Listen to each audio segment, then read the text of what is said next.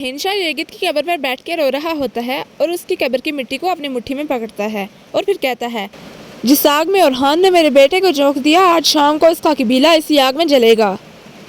दूसरी जानिब ओरहान एक खातून के साथ सीढ़ियाँ चढ़ रहा होता है और ओताक की जानिब जा रहा होता है। ये खातून बज़ाहिर तो एस्पोचा लगती है। फिर ओरहान उस खातून से कहता है, जिस शादी को वो खून आलूद करना चाहते हैं वही शादी इनके लिए कब्रें बनेगी। दूसरी जानिब दीदार बेस बदल कर बुरसा शहर में दाखिल हो जाती है और धीमी सी आवाज़ में कहती है, जिस तरह उन्होंने मेरे बेटे को नुकसान पहुंचाया था, मैं भी उसी तरह उन्हें नुकसान पहुंचाऊंगी। फिर ओरहान के तीसरे बेटे मुराद की पैदाइश दिखाई जाती है। उसके 2 बेटे भी वहीं मौजूद होते हैं।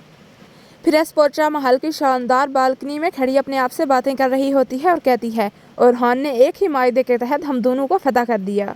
फिर दूसरी जानिब नीलुफर अपनी बहन से मिलने कैदखाने जाती है और उसे कहती है, मैंने उसके लिए होलोफेरा को मार दिया था, अब नीलुफर को भी मार दूंगी।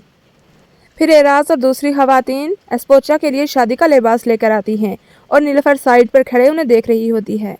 फिर गोंजा मालहून से पूछती है, क्या ये शादी खुशी लेकर आएगी? लेकिन मालहून फौरन उसकी बात को काट देती है और कहती है, ये हमारे सुल्तान का हुक्म है, हमें इसकी पैरवी करनी होगी। फिर एस्पोचा ओरहान से कहती है, नीलुफर तुमसे मोहब्बत करती है, मैं नहीं।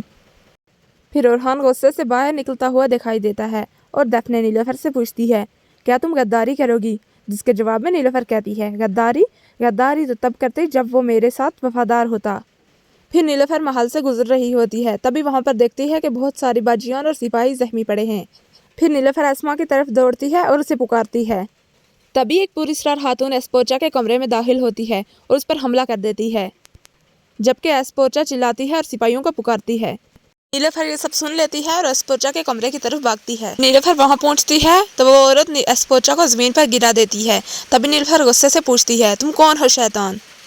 फिर दिखाया जाता है कि ओरहान नीलुफर से कहता है, ये एक मायदा था, जिस पर नीलुफर कहती है, ये एक मायदा नहीं बल्कि मेरी किस्मत का एक इम्तिहान था।